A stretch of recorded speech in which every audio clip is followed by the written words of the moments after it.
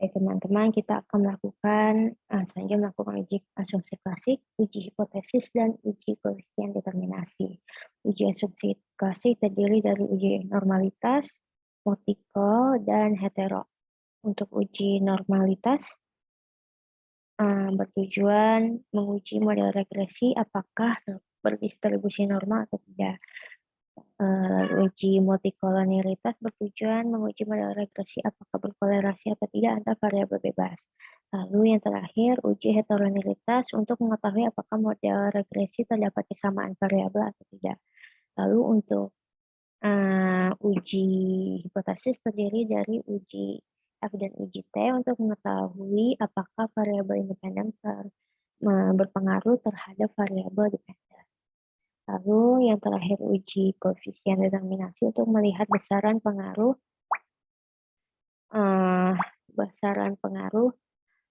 antara variabel independen terhadap variabel dependen.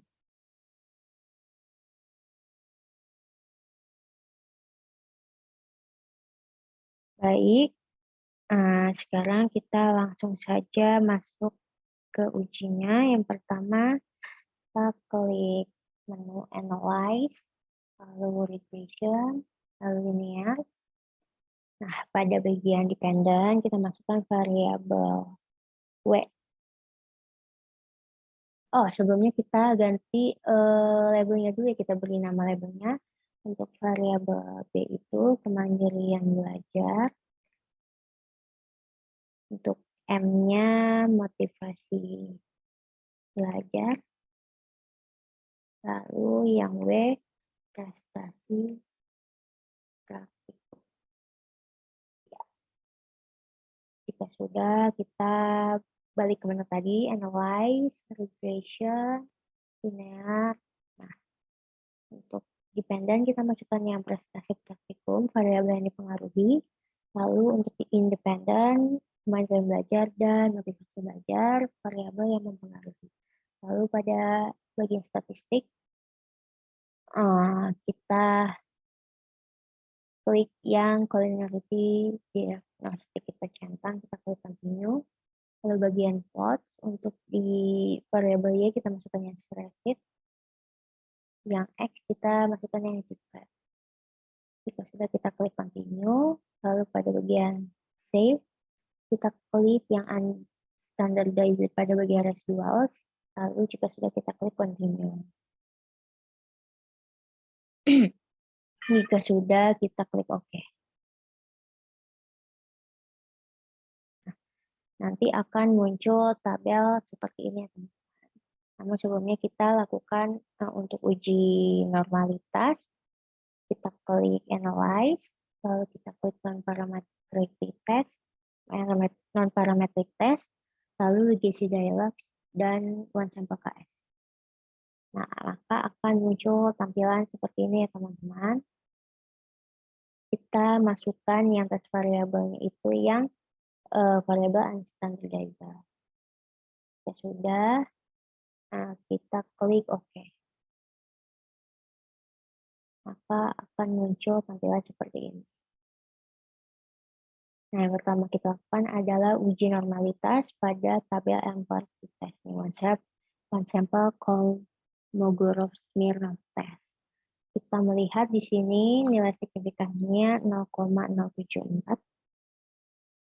Yang berarti 0,074 itu berada di atas 0,05 ya teman-teman. Berarti model regresi atau unstandardized residualnya berdistribusi secara normal. Di sini diberitahu bahwa test distributionnya is normal. Lalu yang kedua, kita lakukan uji multikol pada tabel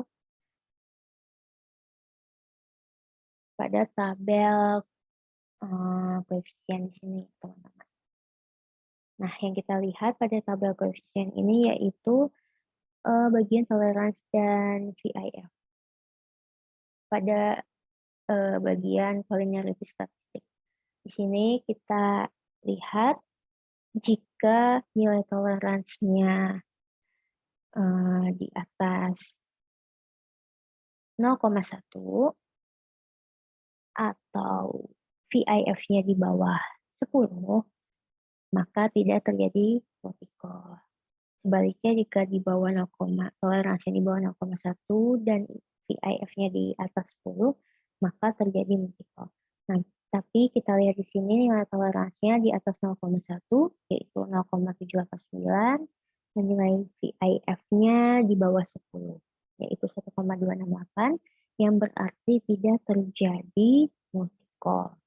Lalu terakhir, untuk uji asumsi klasik, kita lakukan uji heteronilitas.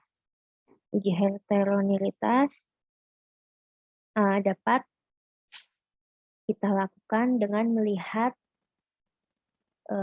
scatter plot sini. Di sini terlihat bahwa yang lingkaran-lingkaran itu berdistribusi tersebar ya, tersebar tidak tumpang tindih. Di sini kita lihat memang dempet, memang dekat, tapi tidak tumpang tindih ya teman-teman. Berarti dia tidak ada masalah hetero seperti itu. Lalu kita lakukan uji hipotesis, yaitu yang terdiri dari uji F dan uji T. Kita melihat pada tabel yang sama di tabel koefisien.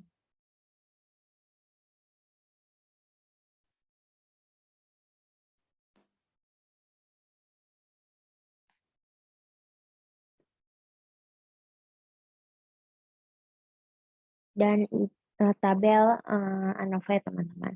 Yang pertama kita lakukan yaitu melakukan uji F pada tabel ANOVA. Yang kita lihat adalah nilai signifikannya. Apabila di bawah 0,05, maka secara bersama-sama variabel independen mempengaruhi variabel dependen. Di sini kita lihat 0,00 berada di bawah 0,05. Berarti variabel independen, yaitu variabel kemandirian belajar dan motivasi belajar, mempengaruhi variabel dependen, yaitu prestasi praktikum. Lalu selanjutnya bagian uji hipotesis yang terpenting yaitu uji T, kita melihat pada tabel koefisien yang sama dengan uji multi-call tadi, tapi kita bedanya melihat pada nilai signifikan dan nilai B. Kita lihat nilai signifikannya di sini berada di bawah 0,05 ya teman-teman. Berarti variabel independen berpengaruh terhadap variabel dependen. Nah, kita lihat di sini variabelnya itu berpengaruh positif atau negatif. Kita lihat pada kolom B, di sini nilainya positif semua ya teman-teman. Berarti variabel kemandirian belajar dan motivasi belajar berpengaruh positif terhadap prestasi praktikum. Maksud dari berpengaruh positif di sini, contohnya semakin besar motivasi, maka semakin tinggi prestasinya. Semakin besar tingkat kemandirian dan motivasi belajar, maka semakin tinggi tingkat prestasi praktikum yang dihasilkan. Seperti itu teman-teman ya. Jadi semakin kita rajin belajar gitu, punya motivasi yang tinggi untuk belajar, maka nilai prestasi praktikum yang akan dihasilkan nanti lebih baik karena kita sudah belajar dengan tekun. Seperti itu ya teman-teman. Lalu yang terakhir kita melakukan uji koefisien determinasi pada tabel model summary. Di sini yang kita lihat adalah nilai R square-nya. Di sini 0,542 atau 54,2%. Berarti besaran pengaruh variabel independen, yaitu variabel motivasi belajar dan kemandirian belajar, terhadap variabel dependen prestasi praktikum, yaitu sebesar 54,2%. Lalu, dari 100% masih ada sisa sekitar 45,8%. Nah, ini dipengaruhi oleh variabel lain yang tidak diteliti oleh variabel ini ya teman-teman. Contohnya mungkin entah lingkungan keluarga, lingkungan pergaulan, atau lingkungan teman. Di mana jika kita berada di lingkungan keluarga yang suportif, maka tingkat kemandirian dan motivasi belajar kita akan jauh lebih tinggi dibanding ketika kita tidak mendapat dukungan entah dari keluarga atau teman ya teman-teman. Seperti itu. Baik, itulah uji uji SPSS yang dapat saya jelaskan. Kurang lebihnya mohon maaf. Assalamualaikum warahmatullahi wabarakatuh.